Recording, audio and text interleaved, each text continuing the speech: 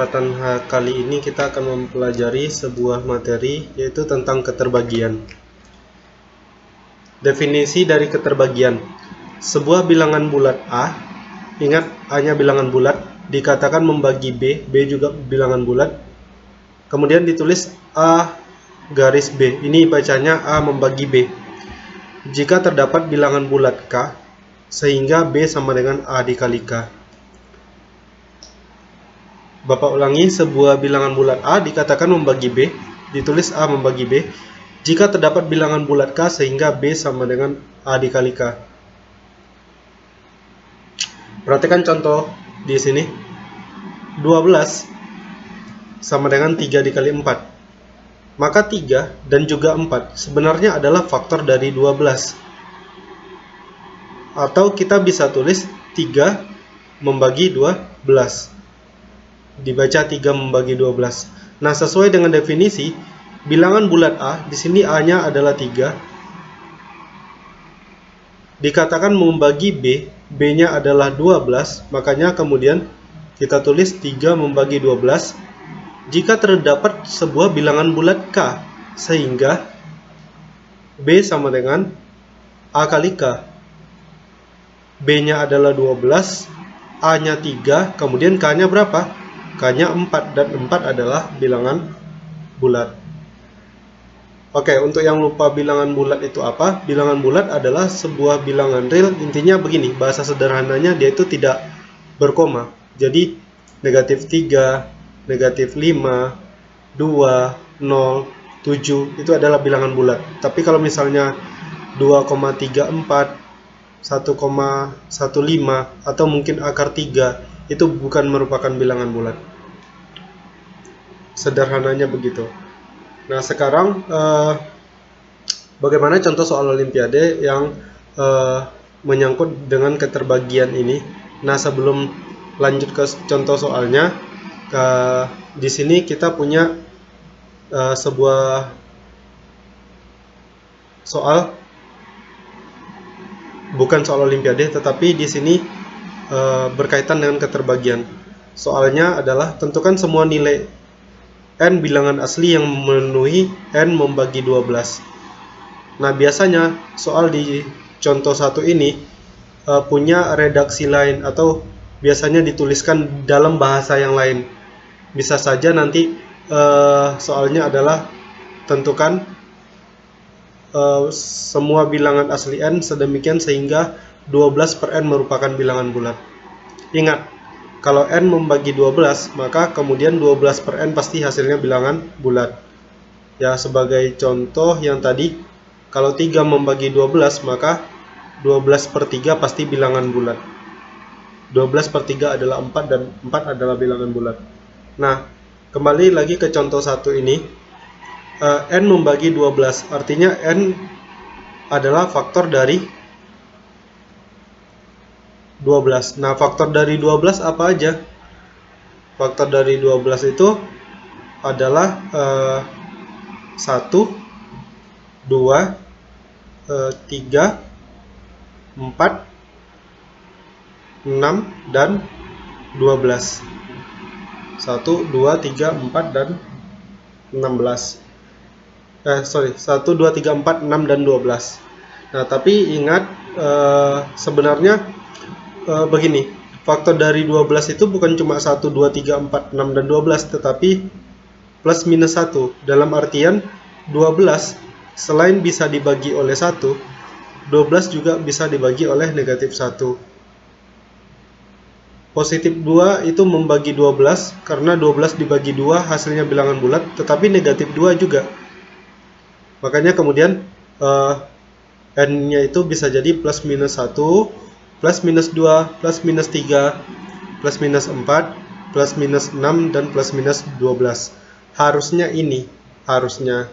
Tetapi, karena di soal yang diminta apa? Yang diminta adalah N bilangan asli. Nah, bilangan asli itu apa?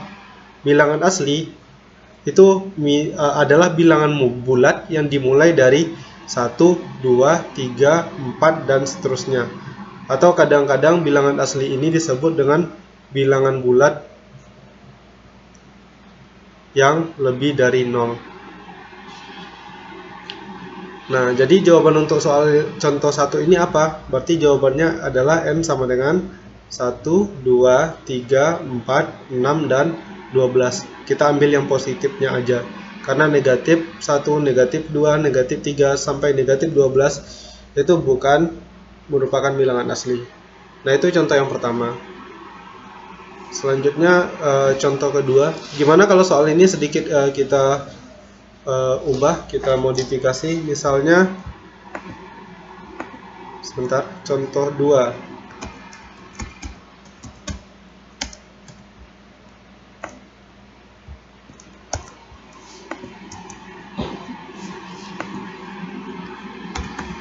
Tentukan semua bilangan bulat N sedemikian sehingga N kurang 1 membagi 12. Nah, soal di contoh kedua ini ada sedikit perbedaan dari contoh yang pertama. Perbedaannya apa saja? Yang pertama, kalau yang di contoh 1 itu N-nya bilangan asli, sementara di contoh 2 N-nya adalah bilangan bulat. Nah, di sini. Perbedaan yang kedua adalah kalau tadi N-nya membagi 12, kalau sekarang N dikurang 1-nya membagi 12. Nah, untuk menjawab soal ini, kita kembali lagi melihat definisi dari keterbagian.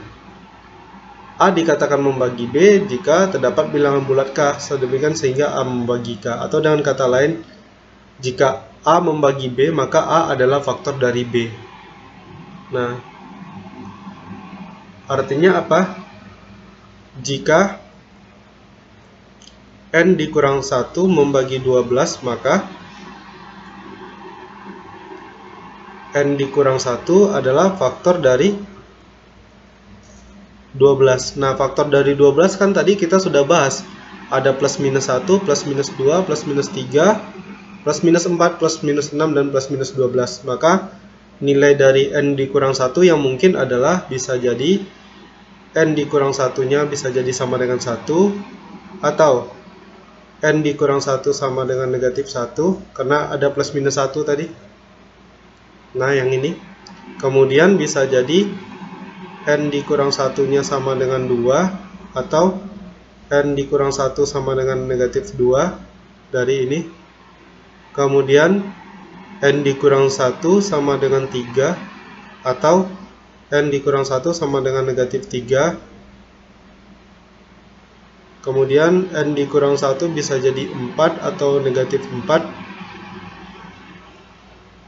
Kemudian N dikurang 1 bisa jadi 6 atau negatif 6. Terakhir N dikurang 1 bisa jadi 12 atau negatif 12. Pokoknya N dikurang 1 harus merupakan faktor dari 12. Bilangan-bilangan di sini yang kita tuliskan faktor dari 12. Nah, kita bahas yang ini dulu. Jika N dikurang 1 sama dengan 1, maka jelas bahwa nilai N-nya pasti sama dengan 2. Karena 2 dikurang 1 hasilnya 1. Kemudian jika N dikurang 1 sama dengan negatif 1, maka jelas N-nya sama dengan 0. Jika N dikurang 1 sama dengan 2, maka N-nya sama dengan 3. Kemudian untuk bilangan berikutnya silakan diuji sendiri dan dicari. Nanti akan dapat N sama dengan 4, N sama dengan negatif 2, N sama dengan 5, N sama dengan negatif 3, N sama dengan 7, N sama dengan negatif 5, N sama dengan 13, lalu terakhir N sama dengan negatif 11. Lalu apakah semua nilai yang kita peroleh ini, nilai N yang kita peroleh ini bisa dijadikan sebagai jawaban? Ya, tergantung. Jadi kita lihat lagi. Tadi yang diminta di soal apa? Yang diminta di soal adalah tentukan semua bilangan bulat N. Artinya N-nya harus bilangan bulat. Nah, karena syaratnya cuma bilangan bulat ya, tidak bilangan asli. Kalau bilangan asli kan harus yang positif. Tapi kalau bilangan bulat boleh positif, boleh negatif. Artinya semua nilai di sini adalah solusi untuk n. Maka jawabannya n sama dengan, nah kalau mau rapi jawabannya dimulai dari yang nilai n yang negatif paling kecil, yaitu n sama dengan negatif 11, lalu lanjut n negatif 5, negatif 3, negatif 2, negatif 1, 0, kemudian 2, 3, 4, 5, 7, dan 13. Nah, jadi ini jawabannya. Ya, kalau misalnya masih belum yakin, tinggal diuji aja ke soal. Misalnya ambil n-nya sama dengan 4. Kalau n sama dengan 4, berarti n kurang 1-nya berapa? N kurang 1-nya pasti 3. Dan 3 pasti membagi 12. Atau mau diambil n-nya yang negatif, misalnya n-nya negatif 5. Berarti n dikurang 1 sama dengan negatif 5 dikurang 1. Negatif 5 dikurang 1 adalah negatif 6. Apakah negatif 6 membagi 12? Jelas. Karena 12 dibagi negatif 6 itu adalah negatif 2. Negatif 2 bilangan bulat. Nah, itu contoh yang kedua. Nah, terakhir akan kita bahas contoh yang ketiga, yaitu contoh yang tadi Bapak suruh pelajari. Sebentar.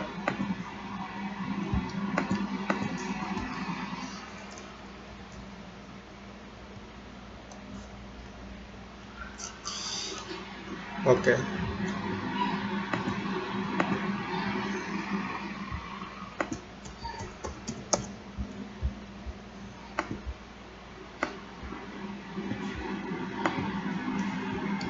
Contoh ketiganya ini soal OSK Olimpiade Sains tingkat kabupaten SMP tahun 2004. Tentukan semua n sehingga n dan n tambah 3 per n dikurang 1 keduanya merupakan bilangan bulat. Nah, artinya di sini n dan n tambah 3 per n dikurang 1 ini nanti dimasukkan nilai n-nya, kemudian kita peroleh sebuah bilangan, yaitu n tambah 3 per n dikurang 1, itu keduanya harus bilangan bulat. Nah, sebelum dilanjutkan, ini kan sedikit berbeda. Kalau yang tadi kan enak, 12 per n itu kan pembilangnya bilangan bulat, penyebutnya pakai variabel. Nah, sekarang n tambah 3 per n dikurang 1 itu pembilang dan penyebutnya pakai variabel, pakai n. Lantas bagaimana cara menyelesaikan soal yang seperti ini? Nah, sebelum dilanjutkan, coba perhatikan kalau misalnya kita membagi sebuah bilangan, katakanlah 75 dibagi dengan 3. Kalau kita bagi 75 dengan 3, yang kita lihat apa? Yang pertama kali kita lihat adalah angka 7-nya, angka paling kirinya. 7 kita bagi dengan 3, itu yang mendekati adalah 2. 2 dikali 3 adalah 6. Kemudian setelah dikalikan, kita kurangi. 7 dikurang 6 adalah 1. Angka 5-nya turun. 15 dibagi 3, hasilnya 5. 5 dikali 3, hasilnya 15. Kemudian 15 dikurang 15, habis 0. Maka 75 dibagi 3, hasilnya 25. Nah, kemudian bagaimana dengan ini? Di sini kita punya n tambah 3 per n dikurang 1. Nah, untuk n tambah 3 per n dikurang 1 itu caranya sama. Jadi kita bikin jadi n tambah 3 dibagi n dikurang 1. Nah, sebelumnya perhatikan, 75 per 3 itu pasti elemen bilangan bulat. Kenapa elemen bilangan bulat? Karena 75 bisa dibagi 3. 3 membagi 75, artinya ketika 75 dibagi dengan 3 akan memiliki sisa 0. Nah, di sini ini kan sisanya nih, sisanya 0. Apakah sebentar kita cek dulu apakah ada di sifatnya. Jadi nanti sifat-sifat ini dipelajari ya. Oke, sepertinya tidak dituliskan di sini. Tapi intinya begitulah. Kalau 3 bisa membagi 75, maka ketika 75 dibagi 3 itu sisanya 0. Kalau 4 membagi 12, maka ketika 12 kita bagi dengan 4, sisanya pasti 0. Nah, begitu juga dengan ini.